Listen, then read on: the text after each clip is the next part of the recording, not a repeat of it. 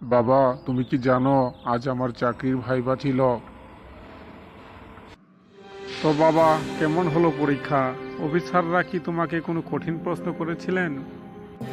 বাবা, চেয়ারে তিনজন লোক বসা ছিল।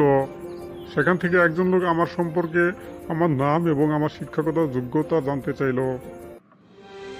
তা বাবা, তুমি কিভাবে পরিচয় দিয়েছিলে? বাবা, প্রথমে আমি বললাম আমার নাম আরিফ হোসেন, আমি ডিগ্রি স্নাতক করেছি।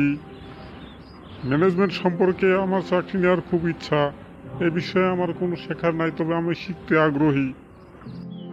হ্যাঁ হ্যাঁ, তা তো ঠিক আছে। তারপরে তারা কি জানতে চাইলেন সেটা একটু বলো।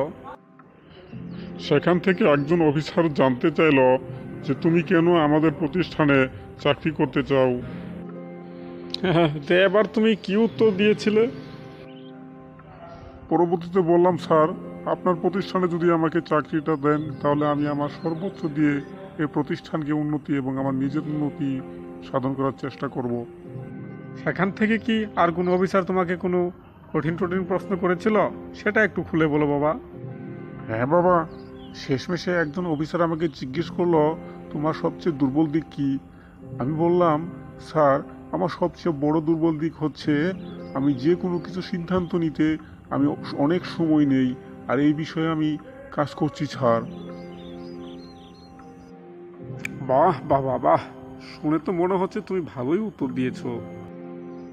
ধন্যবাদ বাবা, তোমার পরামর্শ ছাড়া এটা সফল হতো না। একটা জিনিস সবসময় মনে রাখবে, সততা এবং সঠিক জ্ঞান থাকলে এবং সঠিক পথে চললে সঠিক পদবি তুমি একদিন ঠিকই পাবে। ঠিক আছে বাবা, আমি এখন একটু রুমে যাই। ভাইবা দিয়ে আসলাম, শরীরটা অনেক ঘেমে গেছে আর খুব ক্ষুধা লেগেছে বাবা। আমি ফ্রেশ হয়ে কিছু খাবো। বাবা, আমি এখন যাই, তুমি ভালো থাকো। ঠিক আছে বাবা, ঠিক আছে। তুমি রুমে গিয়ে ফ্রেশ হয়ে হালকা নাস্তা করে নাও।